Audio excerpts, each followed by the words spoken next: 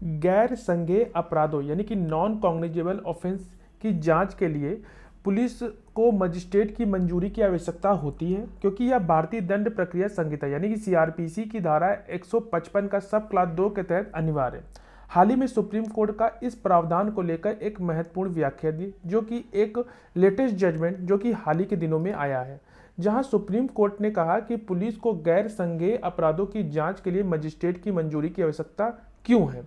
आइए जानते हैं इस पूरे इम्पोर्टेंट जजमेंट को। नमस्कार दोस्तों, आपका स्वागत है हमारे चैनल पे। आज हम लोग बात करेंगे सुप्रीम कोर्ट का एक लेटेस्ट जजमेंट जो कि 6 जनवरी 2025 को आया है। सबसे पहले जानते हैं कि गैर संज्ञेय अपराध होता है क्या। गैर संज्ञेय अपराध का वह होता है जिसमें पुलिस बिना मजिस्ट्रेट की अनुमति की जांच शुरू नहीं कर सकती। इसमें आम तौर पर छोटे अपराध जैसे कि मानहानि, गाली गलौज, धोखाधड़ी के कुछ मामले आदि आते हैं। मजिस्ट्रेट की मंजूरी की आवश्यकता क्यों है? क्योंकि संसाधनों का कुशल उपयोग। मजिस्ट्रेट की अनुमति यह सुनिश्चित करती है कि पुलिस केवल गंभीर मामलों में अपनी शक्ति का प्रयोग करे और छोटे विवादों में सीधे हस्तक्षेप न करे। न्यायिक निगरानी। मजिस्ट्रेट की मंजूरी का उद्देश्य पुलिस की शक्तियों का एक न्यायिक निगरानी रखना है, ताकि यह सुनिश्चित हो सके कि किसी व्यक्ति के मौलिक अधिकारों का उल्लंघन न हो। कानून की प्रक्रिया का पालन। गैर संज्ञेय अपराधों में यदि पुलिस सीधे जांच करती है तो यह सीआरपीसी की धारा का सब 155 का सब क्लॉज 2 के उल्लंघन होगा, जो कि अवैध और अमान्य होगा।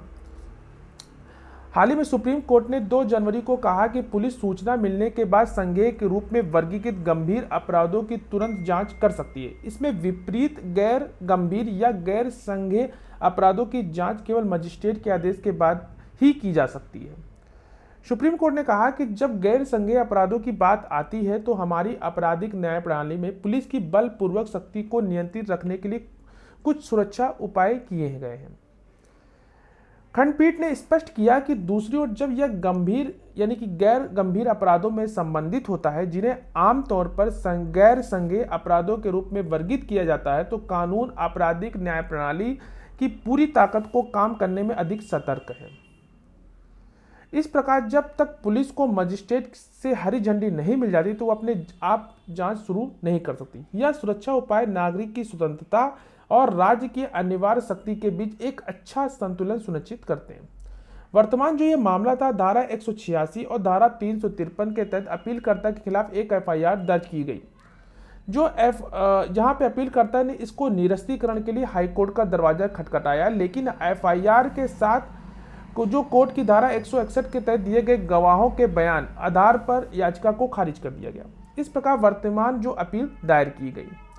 खंडपीठ ने बताया कि गैर संज्ञेय अपराधों के लिए जो अधिकारी को उनके आधिकारिक कर्तव्य का निर्वहन करने से रोकते हैं, एक अतिरिक्त सुरक्षा है। शिकायत लोक सेवक द्वारा न्यायालय यानी कि मजिस्ट्रेट के समक्ष दायर की जानी चाहिए।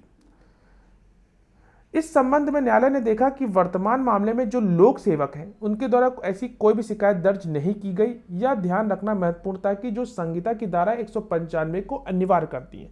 धारा 186 आईपीसी के तहत अपराध के लिए संज्ञान केवल मजिस्ट्रेट के समक्ष लोक सेवक द्वारा दायर की गई शिकायत पर ही लिया जा सकता है। राज्य की तरफ से इस तर्क पर यह ध्यान देते हुए दिया गया कि जिला परिवीक्षाधिकारी द्वारा सिटी मजिस्ट्रेट के समक्ष शिकायत दर्ज की गई थी।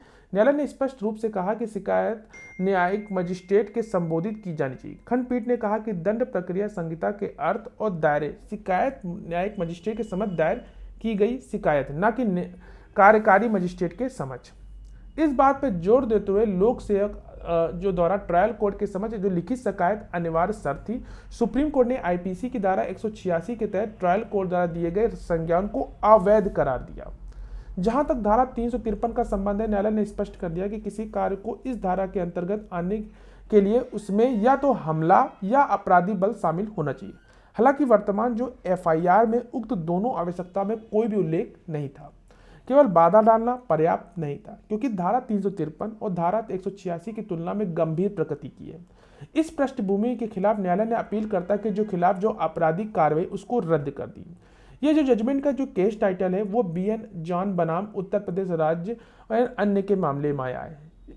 यह जो अपील है 8184/2024 है। साथ ही साथ सुप्रीम कोर्ट ने इस जजमेंट में जो महत्वपूर्ण बात की वो ये कहा कि मजिस्ट्रेट की अनुमति अनिवार्य है।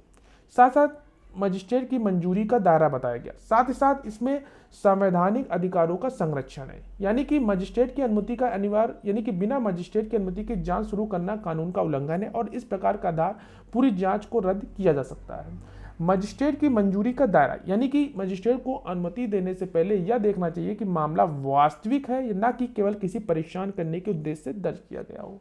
और संवैधानिक अधिकारों का संरक्षण, सुप्रीम कोर्ट ने कहा कि यह प्रावधान नागरिक के मौलिक अधिकारों की रक्षा के लिए बनाया गया है ताकि पुलिस किसी भी व्यक्ति को गैर संज्ञेय अपराधों में अनावश्यक रूप से परेशान न करे। इस जजमेंट के जो महत्वपूर्ण निर्णय ये थे कि सुप्रीम कोर्ट ने इस संदर्भ में कई मामलों का निर्णय दिया, जैसे कि प्रियंका श्रीवास्तव बनाम राज्य के मामले में और दूसरा था मनोज शर्मा बनाम राज्य के मामले में। ओवरऑल कंक्लूजन निकला दोस्तों कि मजिस्ट्रेट की मंजूरी का उद्देश्य न्यायिक निरीक्षण को सुनिश्चित करना, जबकि नागरिक के मौलिक अधिकारों की रक्षा करना और पुलिस के अधिकारों का दुरुपयोग को रोकना है। सुप्रीम कोर्ट ने बार बार यह भी दोहराया कि गैर संज्ञेय अपराधों की जांच में मजिस्ट्रेट की अनुमति एक संवैधानिक और कानूनी आवश्यकता है। आशा करते हैं ये जजमेंट आपको समझ में आया होगा। इसके इंपॉर्टेंट फैक्ट को आपने समझ जाएगा। कोई भी केस से रिलेटेड कोई भी क्वेरी और डायरेक्ट कॉल पे भी अपना अपॉइंटमेंट बुक करा सकते हैं। उसका नंबर स्क्रीन और डिस्क्रिप्शन बॉक्स में दिया है। मिलते हैं एक नेक्स्ट वीडियो में, तब तक के लिए धन्यवाद।